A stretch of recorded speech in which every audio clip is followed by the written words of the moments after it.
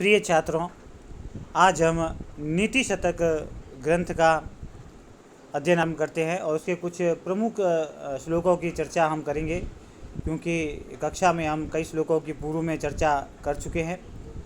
तो आज हम जैसे कि जो प्रथम श्लोक है किसी भी ग्रंथ का, वह उसका मंगलाचरण होता है और कोई भी ग्रंथकार अपने ग्रंथ की निर्विघ्न समाप्ति के लिए सर्वप्रथम मंगलाचरण करता है। और जैसा कि आप सभी विद्यार्थियों को ध्यान होगा और जिनको पता नहीं है वो भी इसको अवधानपूर्वक सुने कि प्रथम जो श्लोक होता है या जो मंगलाचरण वाला श्लोक होता है वो 3 प्रकार का होता है: नमस्क्रियात्मक, वस्तु निर्देशात्मक और आशीर्वादात्मक। ये 3 प्रकार का मंगलाचरण होता है और उसी के अनुसार मंगलाचरण किया जाता है। तो जो पहला श्लोक आप स्क्रीन पे भी देख रहे होंगे, दिक्कालाद्यनवच्छिन्न अनंत चिन्मात्र मूर्तये स्वानुभूत्यैकमानाय नमः शांताय तेजसे। तो सर्वप्रथम आप किसी भी श्लोक को देखें तो अनुवाद के क्रम में उसका आप अन्वय कीजिए। तो दिक्कालाद्य अनवच्छिन्न अनंत चिन्मात्र मूर्तये स्वानुभूत्यैकमानाय शांताय तेजसे नमः। जैसा कि नमः शब्द से ही स्पष्ट हो रहा है कि प्रस्तुत ग्रंथ में भर्तृहरि ने नमस्कारात्मक मंगलाचरण किया है। सबसे पहले जैसे कि दिया गया है कि दिक्कालाद्य अनवच्छिन्न, यानी परमात्मा के बारे में बताया गया है कि वह जो परम तत्व है, वह जो परमात्मा है, वह देश काल आदि से अनविच्छिन्न है, यानी उससे परे है। देश काल आदि के द्वारा उस परमात्मा को मापा नहीं जा सकता।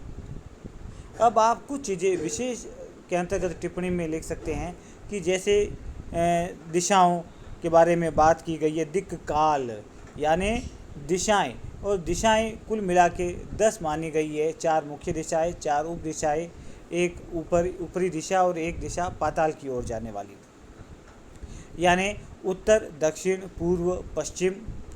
मध्यवर्ती दिशाएं उत्तर पूर्व जिसे हम ईशान कहते हैं, उत्तर पश्चिम जिसे हम वायव्य कहते हैं, दक्षिण पूर्व जिसे हम आग्नेय कहते हैं और दक्षिण पश्चिम जिसे हम नैऋत्य कहते हैं।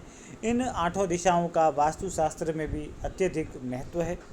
और 3 काल, भूत, भविष्य, वर्तमान, इनके द्वारा उस परमात्मा तत्व को मापा नहीं जा सकता। अनंत चिन्ह मात्र मूर्तये, और वह परमात्मा किस प्रकार का है? अनंत है, यानी उसे किसी भी सांसारिक तत्व की सीमा में आबद्ध नहीं किया जा सकता। उस परमात्मा का कोई अंत नहीं है, वह अनंत है। और कैसा है? चिन्ह मात्र है।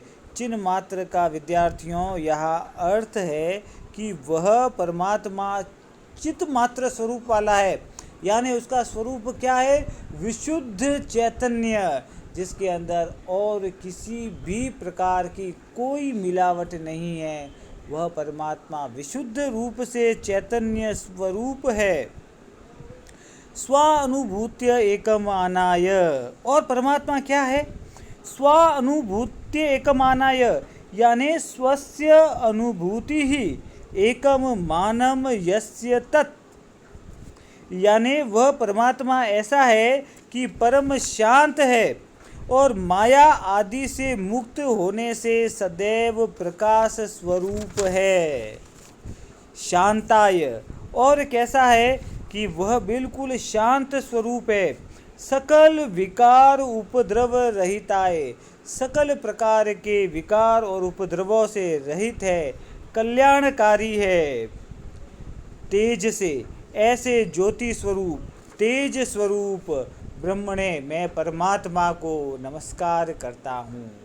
यानी स्पष्ट है कि यहाँ भर्तृहरि ने अपने नीति शतक ग्रंथ के अंदर परमात्मा को नमस्क्रियात्मक मंगलाचरण का विधान किया है। और आप देखिए, आप जब भी लिखते हैं, व्याकरणात्मक टिप्पणी भी लिखते हैं, विशेष के अंदर कुछ विशिष्ट तथ्यों को लिखते हैं, तो जैसे मैंने आपको बताया कि यहाँ पर आप जो 10 दिशाओं हैं उनका आप उल्लेख कर सकते हैं। विशेष टिप्पणी के अंदर किस प्रकार का मंगलाचरण है उसके बारे में आप बता सकते हैं। और विशेष के अंदर आप अलंकार और छंद का निर्देशन करते हैं।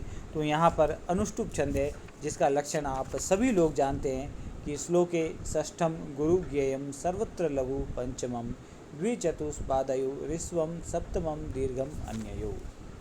और प्रस्तुत छंद के अंदर, प्रस्तुत पद्य के अंदर आप देखिए कि स्वभावोक्ति अलंकार है, स्वाभाविक वर्णन किया गया है। और यहाँ पर आप देखेंगे कि चतुर्थी विभक्ति का प्रयोग हुआ है, क्योंकि नमः को छोड़कर जो चारों पद है वह ब्रह्म के विशेषण है। और आप सभी जानते हैं कि नमः के योग में नमः, स्वस्ति, स्वाहा, स्वधा, अलम, वषड, योगाच सूत्र के द्वारा नमः के योग में चतुर्थी विभक्ति का विधान होता है। तो यहाँ पर आप चतुर्थी विभक्ति का बहुत ही सुंदर प्रयोग है वह देख सकते हैं। तो इस प्रकार से व्याख्या करने पर आपके उस श्लोक के संदर्भ में व्याख्या पूर्ण होती है। इसके बाद जो एक और महत्वपूर्ण श्लोक है, तीसरा श्लोक है, जिसमें अपूर्ण ज्ञान को कष्टकारी बताया गया है।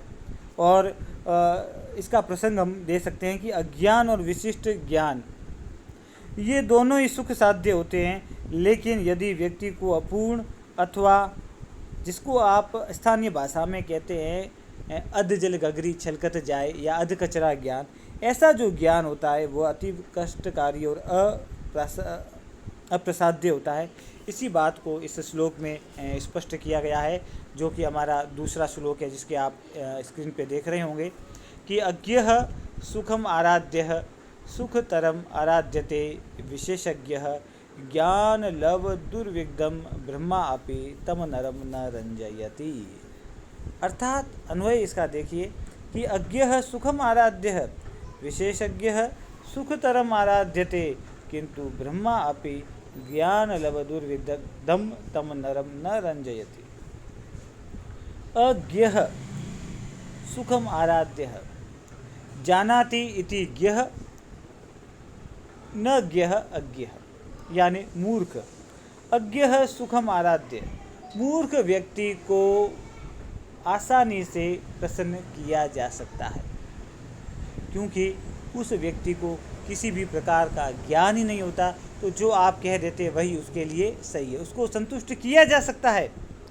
विशेषज्ञ सुखतरम आराध्यते, जो विशिष्ट ज्ञान रखता हो ऐसे विशेषज्ञ विद्वान को भी आप आसानी से अपने अनुकूल बना सकते हैं। सुखतरम कंपैरिजन किया गया है, तुलना किया गया है, तरफ प्रत्यय का प्रयोग किया गया है। किंतु ब्रह्मा अपि ज्ञान लव दुर्विग्धम तम नरम न रंजयति, लेकिन स्वयं ब्रह्मा भी, सृष्टि के निर्माता ब्रह्मा भी ज्ञान लव, लव यानी होता है अल्प, अल्प ज्ञान से दुर्विदग्धम यानी गर्वित, ब्रह्मा स्वयं भी अल्प ज्ञान से जो गर्वित व्यक्ति होता है, ऐसे व्यक्ति को यदि स्वयं ब्रह्मा जी भी आए, चतुर्मुख जिनके कहे जाते हैं, ऐसे ब्रह्मा जी स्वयं भी यदि प्रयास करे तो ऐसे अल्प ज्ञान से गर्वित अहंकारी व्यक्ति को स्वयं ब्रह्मा जी आकर भी प्रसन्न नहीं कर सकते। यह इस श्लोक का भाव है।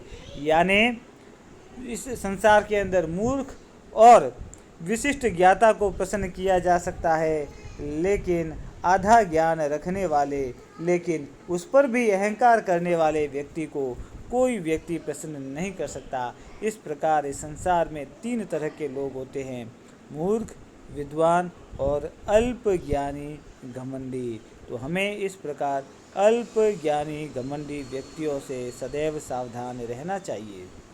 जैसा कि मैंने आपको निर्दिष्ट किया था कि आपको विशेष के अंदर अवश्य रूप से छंद का निर्देशन करना चाहिए। तो इस श्लोक में आर्या छंद है, जिसका लक्षण है यस्याः प्रथमे पादे द्वादश मात्रा स्थिता, तृतीये अपि अष्टादश, द्वितीये चतुर्थे पंचदश सा आर्या। प्रथम और तृतीय चरण में जिसके 12 मात्राएं हो, द्वितीय चरण में 18 मात्राएं हो और चतुर्थ चरण में 15 मात्राएं हो, ऐसे छंद को हम आर्या छंद कहते हैं। कल हम कुछ 2-3 और नवीन श्लोकों के साथ में उपस्थित होंगे। आप तब तक अपने अध्ययन को इस लॉकडाउन में भी सुचारू रूप से बनाए रखिए और सतर्क रहिए और निरंतर आगे बढ़ते रहिए, ऐसी ही हम आपसे